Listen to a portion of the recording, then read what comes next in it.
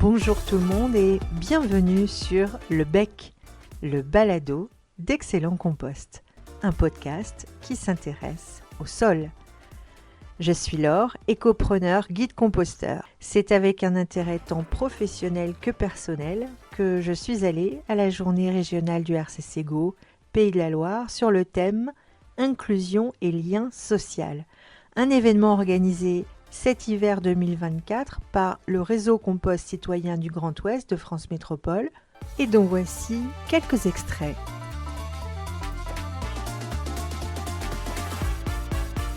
Kakino, je travaille à Saint-Nazaire Agglomération. J'ai participé aujourd'hui à une activité donc Cécifoot pour découvrir la notion d'inclusivité nécessaire, d'inclusion pour les actions liées au compostage. Je m'appelle Émeric Robineau, je suis chargé de mission pour le déploiement du compostage mais espace privé sur Angers Métropole. Donc participé à un atelier où on était un fauteuil roulant, il fallait reproduire un peu des gestes du quotidien, slalomer entre des obstacles, se passer une balle, avoir des interactions.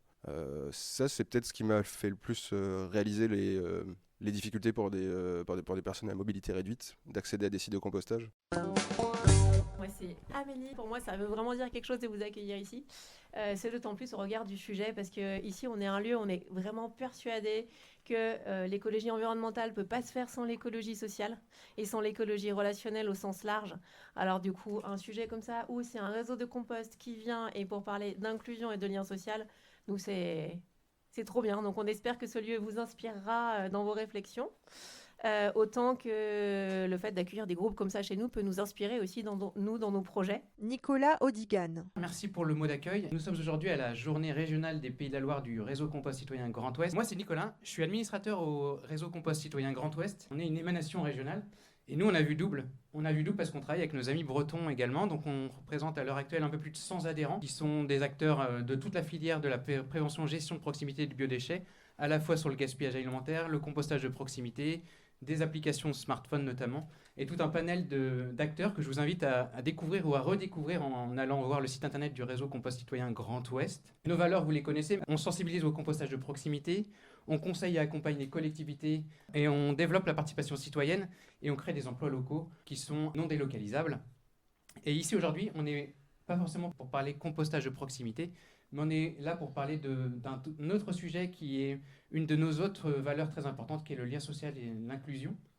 Donc merci à tous de vous être mobilisés, d'être venus nous voir, d'être venus échanger avec nous, de partager, de faire un retour d'expérience sur vos pratiques.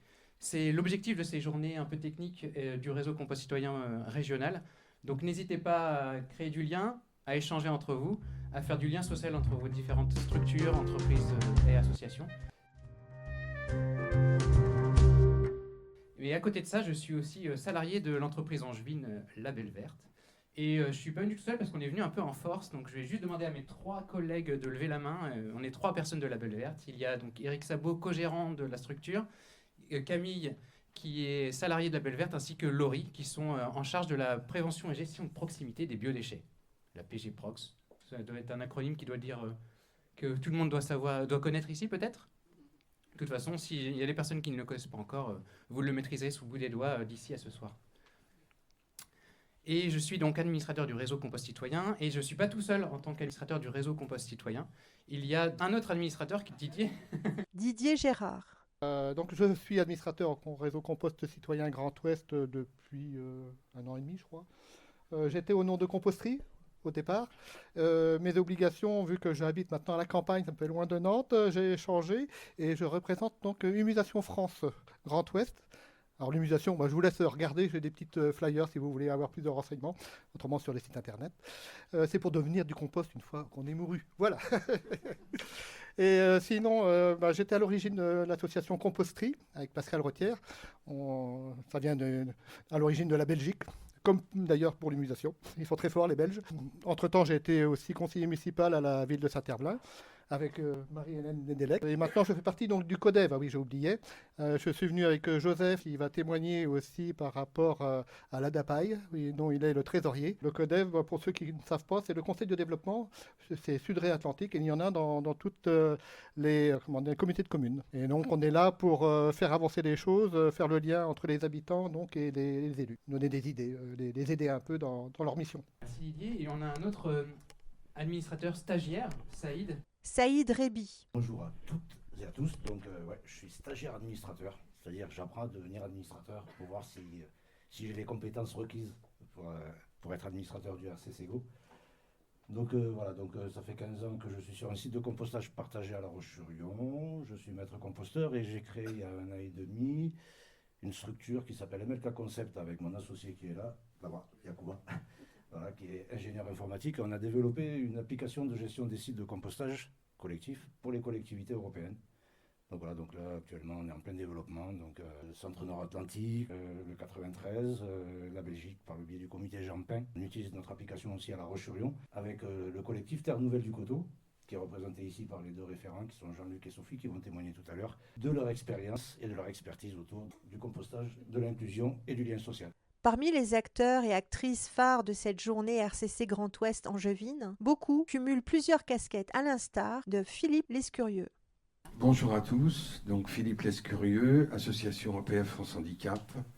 Je suis responsable départemental, élu, je fais beaucoup de choses, j'interviens beaucoup dans les commissions sur Angers, l'agglo, la préfecture, concernant l'accessibilité et de facto derrière l'inclusion, quoi. Donc on va parler aussi un petit peu de tout ça dans votre process. Voilà. Charlotte Muckensturm, coordinatrice du RCC Grand Ouest, aborde le sujet du jour inclusion et lien social en posant 3 définitions. Qu'est-ce que l'inclusion ? Qu'est-ce que l'inclusion sociale ? Qu'est-ce que l'accessibilité ? Interviennent Steren Guégan, Oriane Vérité, Philippe Lescurieux. Nous, ce qu'on voulait d'abord, c'était de bien comprendre.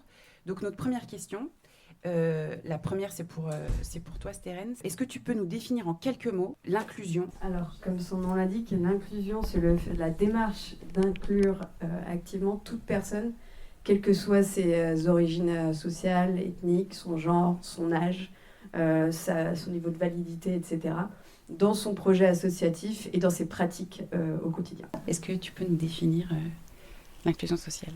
Oui, alors l'inclusion sociale, donc le lien social, c'est les relations qu'ont des individus entre eux, mais des relations, des non-relations aussi. Quelles sont les personnes avec qui je suis en lien, quelles sont les personnes avec qui je ne suis pas en lien, avec qui j'aimerais être en lien, avec qui je ne souhaite pas être en lien. Et dans ces liens, ils sont mouvants, ils évoluent constamment dans le temps. Il y a des dynamiques qui peuvent être parfois en coopération. Donc la coopération, c'est être co-auteur d'une œuvre commune, ou être en conflit. Et donc il va y avoir des tensions. Sachant que parfois il va y avoir des statu quo, il ne va pas y avoir d'échange. Mais ce qu'on voit dans les études du développement local, qui traitent des dynamiques sociales entre les acteurs et groupes d'acteurs, c'est que le statu quo ne reste jamais en tant que tel et qu'il évolue. Alors dernière question pour Philippe. Une définition de l'accessibilité et de ses enjeux. L'accessibilité, moi je reprendrais la loi de 2005, je dirais c'est la continuité de la chaîne des déplacements. Tant qu'on n'a pas le parcours total dans nos déplacements, on ne peut pas dire qu'il y ait d'accessibilité. Alors l'accessibilité, c'est beaucoup de choses. Hein, c'est l'urbain, c'est les établissements recevant le public, c'est le logement, les écoles, le soin. Il y a beaucoup de thèmes qui sont regroupés là-dedans et qui ne sont pas toujours faciles, notamment à Angers, de résoudre, compte tenu que la ville est sur un coteau, donc avec des démarches d'accès un petit peu partout. La journée régionale RCCGO Inclusion et Lien Social accueille Steren Guégan et Oriane Vérité. Bonjour à toutes et tous. Donc Steren Guégan, chargée de projet au mouvement associatif Pays de la Loire. On est une tête de réseau associative qui a pour vocation de représenter le fait associatif et de défendre le fait associatif pour tous les réseaux associatifs. Donc on représente le sport, l'écologie, l'aide à la personne, en fait tout le fait associatif au sens large. Et donc voilà, on représente le fait associatif, fait du plaidoyer, et on fait aussi tout ce qui est action de transversalité, d'interconnaissance, etc. pour faire passer aussi des meilleures pratiques d'un réseau à un autre. Bonjour à tous et à toutes, je m'appelle Oriane Vérité, Je viens de déposer une thèse sur le déchet comme une ressource territorialisée en géographie sociale à Angers. Et j'ai travaillé sur des expérimentations plutôt qui visaient à court-circuiter le compost, mais qui revalorisaient des déchets alimentaires pour les réintroduire dans notre alimentation du quotidien. Je remplace Aline Lefayère, qui est en thèse également à ESO, donc le laboratoire Espace et Société à Angers. La journée régionale RCC Go Inclusion et lien social fait un focus sur 2 techniques de compostage, celle du pavillon de compostage et celle du compostage en andin. Jean-Luc Montassier et Sophie Idiegeau du collectif Terre Nouvelle du Coteau en Vendée. Donc ce pavillon de compostage, il se situe environ 2 km au sud de la ville de La Roche-sur-Yon, sur un quartier qui s'appelle le Bourg-sous-la-Roche, et plus précisément sur un secteur de ce quartier qui s'appelle le Coteau, où il y a dans un périmètre d'environ 400 à 500 mètres autour du pavillon de compostage qui se situe ici, à la fois de l'habitat collectif, donc les zones plutôt roses, là, et puis de l'habitat également pavillonnaire, habitat mixte. Alors au départ, l'initiative est partie du conseil citoyen de quartier du Bourg-sous-la-Roche, il y a une quinzaine d'années, donc 16 ans, 2008, autour d'une problématique de la gestion des déchets, des biodéchets en particulier, qui était posée au niveau de ce conseil citoyen et qui a proposé à un moment donné de mettre en place un site de compostage pour valoriser le compostage des biodéchets, ou les biodéchets par le compostage, et de promouvoir également une dynamique sociale sur ce quartier qui était un petit peu à la peine en matière de tissu social, un peu dégradé. Donc c'est ce qui était perçu en tout cas au niveau de la ville. Alors en termes de méthodologie, donc il y a eu une enquête de réalisée en proximité, et il y a eu l'émergence d'un groupe porteur de projet de 7-8 personnes au départ, qui a permis de faire se rencontrer des partenaires, la mairie, l'agglo, le bailleur social, la maison de quartier, Rivalis. Donc un certain nombre de partenaires se sont réunis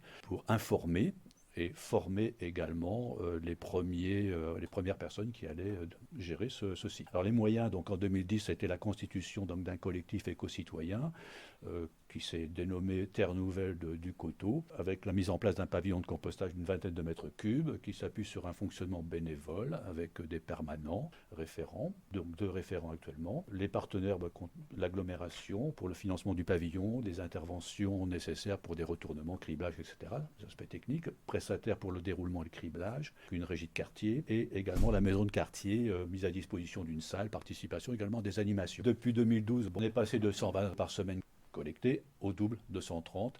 Ça se traduit aussi par un doublement du nombre d'apporteurs chaque samedi durant les permanences. On est passé d'une trentaine à entre 50 et 60 actuellement. Et à l'époque, donc déjà en 2000, dès le début pratiquement, on parlait de collecter environ 10 tonnes de biodéchets. Et également, on parlait de 20 tonnes de lien social, parce que très rapidement, on s'est aperçu qu'au-delà de l'aspect technique du traitement des déchets, des biodéchets, il y avait aussi toute une dimension sociale qui faisait partie des objectifs au départ, mais qui s'est vraiment avérée une réalité dès le début. Il y a 51 personnes différentes qui participent quand même aux permanences le samedi matin pendant à peu près 2h30 de l'ouverture du pavillon.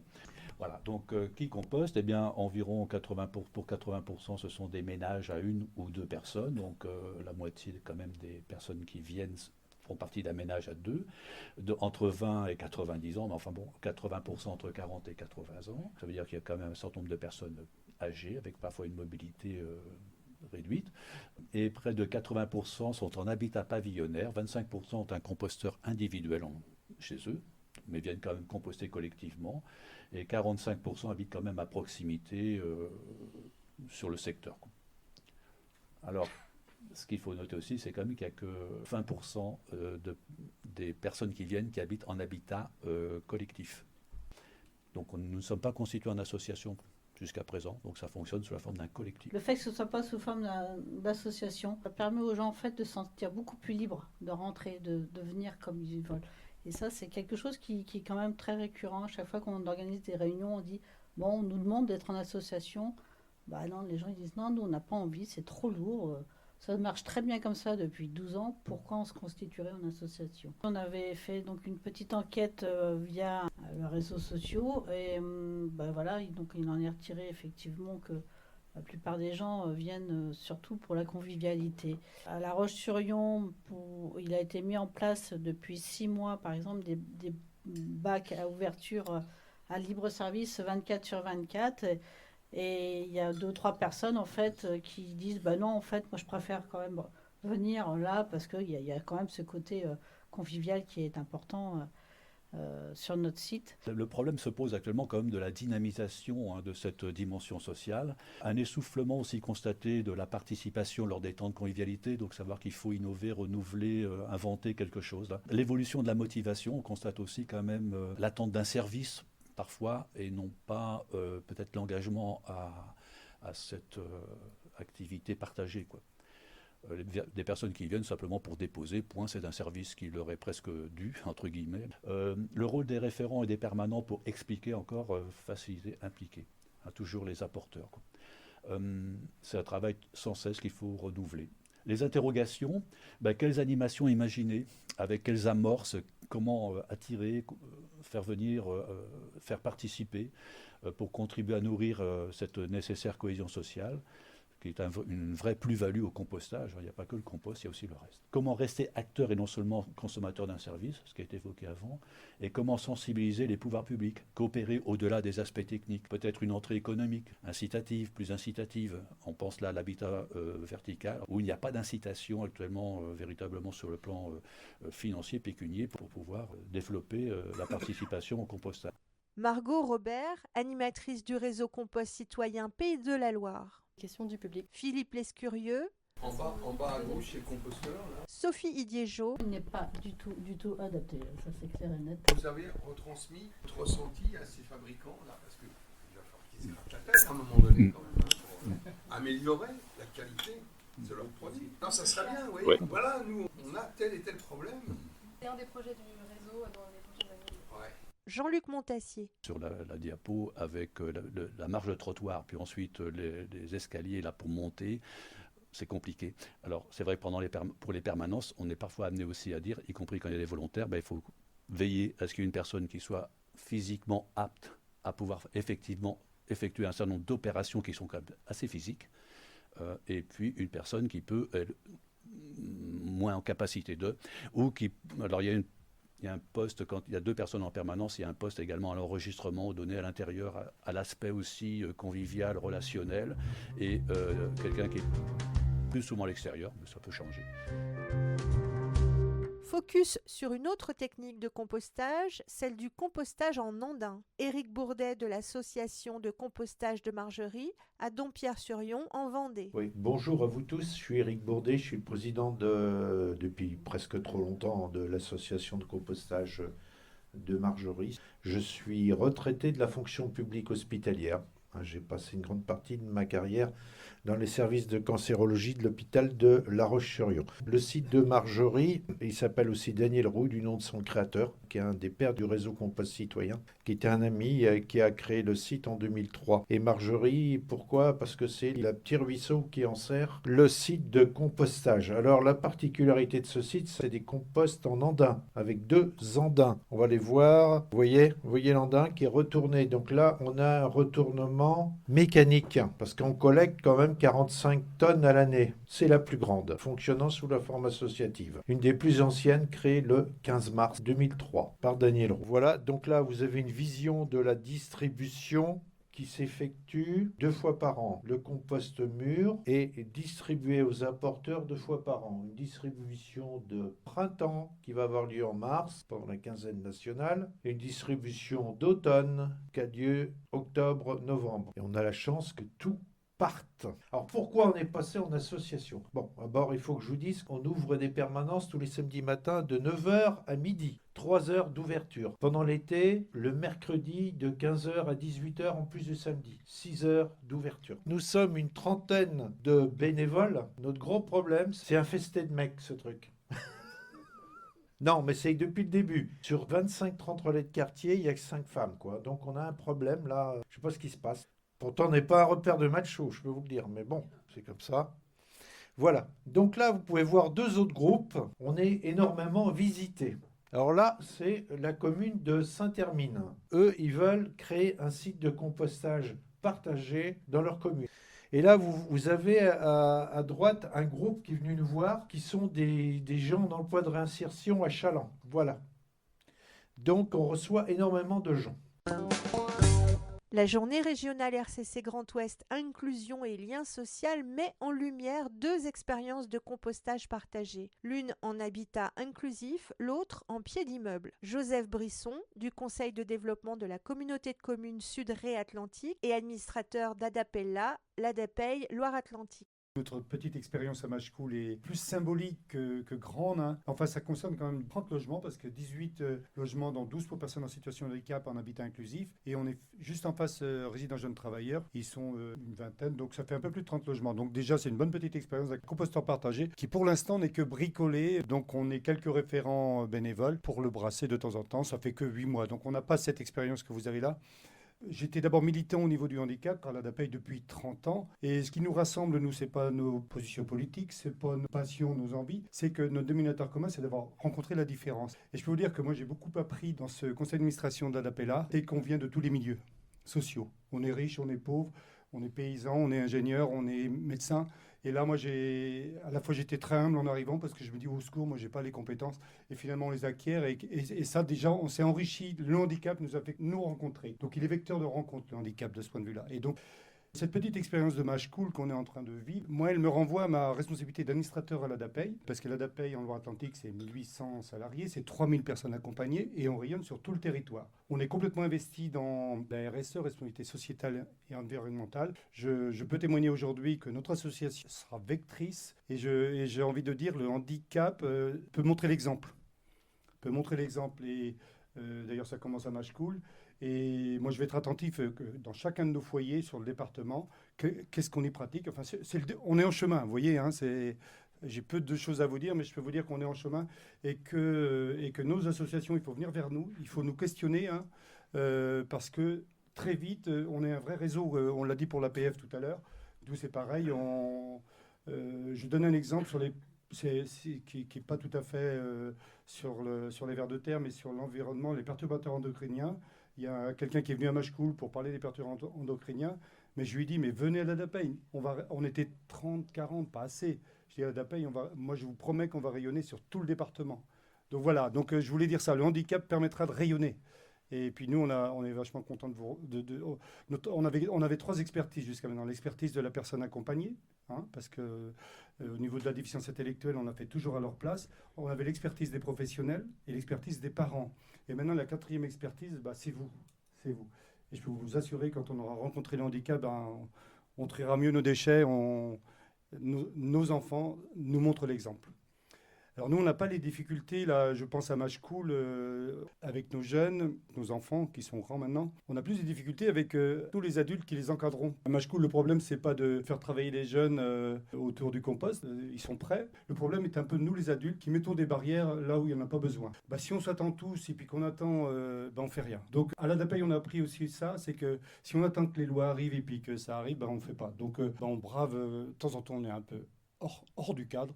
Et je pense que pour avancer, il faut sortir du cadre. Et moi, j'ai appris avec le handicap à sortir du cadre parce que sinon, ça n'avance pas. Autre expérience de compostage partagé mise en lumière par le RCC Grand Ouest avec Marie-Hélène Nédélec, présidente de l'association nantaise Environnement Solidaire. Marie-Hélène Nédélec, présidente de l'association Environnement Solidaire, qui est une association qui est implantée sur le quartier du Grand Bellevue, qui est à cheval sur Nantes et Saint-Herblain, plus de 16 000 habitants, plus de 40% de taux de pauvreté et plus de 26% des jeunes de 16-25 ans qui sont en inactivité, ni emploi, ni scolarité. Donc il y a une douzaine d'années, on a démarré l'association en travaillant avec un bailleur social, puis petit à petit avec les 6 du quartier, pour résoudre la problématique des encombrants dans les parties communes chez les bailleurs sociaux. Donc au début, on embauchait des jeunes du quartier quelques heures par semaine pour qu'ils collectent les encombrants. On fait de la redistribution solidaire aux habitants, on récupère tout ce qui est réutilisable et redistribuable. Ensuite, il y avait la problématique de terrain en pied d'immeuble qui était squatté, où il y avait du rodéo, etc. Et donc, on a transformé un de ces espaces-là en petite ferme urbaine où là, du coup, il y a un composteur, il y a des bacs de jardinage, il y a un poulailler. L'idée, c'était vraiment que les habitants puissent se réapproprier ces espaces et puissent avoir accès et pouvoir sortir et être bien. Donc ça a mis beaucoup de temps, hein, ça prend beaucoup de temps pour mettre en place ces questions-là. On est donc vraiment axé sur le lien social et l'insertion, donc on est reconnu espace de vie sociale par la CAF. On crée de l'emploi, donc on essaye d'embaucher au maximum des personnes du quartier. On parlerait de l'insertion avec la diversité des gens qu'on peut recruter. Et aussi, on a démarré il y a 2 ans de ça, dans le cadre du renouvellement urbain sur le quartier, le glanage sur le marché 2 fois par semaine. On récupère une partie des invendus, donc on fait du tri avec une partie qui va au compost, une partie qui est redistribuée aux habitants et une partie qui est cuisinée avec les habitants du quartier. Et dernière activité, dans le cadre de la rénovation urbaine, le sous-sol d'une tour, les caves ont été supprimées. On transforme ce sous-sol en champignonnière. Donc on a commencé à produire des champignons dans le sous-sol de l'immeuble. Donc toujours avec cette idée de création d'emplois et de permettre l'insertion à des gens du quartier. Donc on aura déjà commencé progressivement à produire 1 tonne cette année. On espère 5 tonnes l'année prochaine. Voilà en gros ce que fait l'association Environnement Solidaire. Donc voilà, c'est vraiment du travail de terrain tous les jours avec les difficultés aussi d'être sur un quartier aussi où on a des phénomènes de deal. Donc l'insertion, c'est un bien grand mot, je dirais bien. L'idée c'est plutôt aussi d'essayer on a beaucoup de gens qui sont en situation de non-recours, d'isolement. Et c'est vraiment permettre de l'insertion professionnelle de fait ou de l'accès au logement pour certaines personnes. Mais c'est surtout sortir les gens de leur isolement, de l'exclusion. Hein. Notre devise, c'est de dire comment est-ce qu'on transforme les pépins en pépites. Hein. C'est-à-dire que les encombrants, c'était un pépin. On en fait de la redistribution. Voilà, le glanage, le marché, fin de marché, il y avait des tonnes qui partaient aux ordures. Donc aujourd'hui, voilà, il y a eu une démarche avec Reflex, qui est présent ici, pour essayer de construire une boucle locale pour transformer.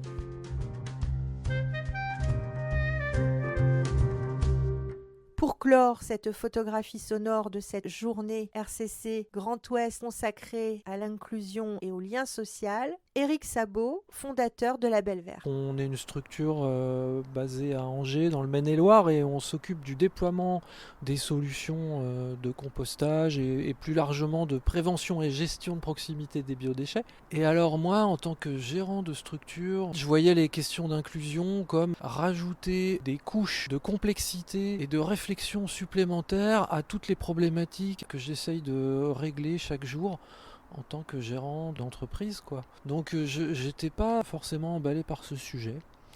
Et dès le matin, je me suis rendu compte que en fait, je travaillais déjà sur ce sujet. Par la réflexion sur le passage en scope pour La Belle Verte, je me suis rendu compte que je cherchais à inclure les personnes qui travaillent avec moi, mes chers collègues, dans la gérance, la gouvernance et puis le partage des responsabilités. Et déjà, ça m'a fait du bien. Et j'ai été aussi très touché par les questions d'accessibilité pour les personnes en situation de handicap. Et je me suis rendu compte que là aussi, on fait des choses pour faciliter l'ouverture des couvercles. Voilà, il y a eu de l'ingéniosité de la part de mes collègues et tout ça est encore améliorable. Et j'ai eu plaisir à échanger, à écouter les autres et je me suis senti inclus dans ce collectif d'aujourd'hui, par les gens rassemblés là. Ouais, ça m'a fait du bien de me sentir inclus aussi, avec qui je suis, avec mes réticences. Voilà. Pour l'essentiel. Ouais, parce que je suis arrivé ici ce matin avec un stress personnel qui fait que j'étais pas forcément très ouvert et puis je me suis détendu au fil de la journée. Merci au réseau Compost Citoyen d'organiser des moments de rencontre comme celui-là. À bientôt. Vous venez d'écouter le podcast Le Bec, le balado d'Excellent Compost, consacré à la journée régionale du RCC GO Pays de la Loire sur le thème Inclusion et lien social. Merci. Le Bec est diffusé sur la chaîne YouTube d'Excellent Compost. Plus d'infos sur le site www.excellent-compost.com. Contact par téléphone et WhatsApp au 06 07 88 10 40 et par mail à bonjour@excellent-compost.com.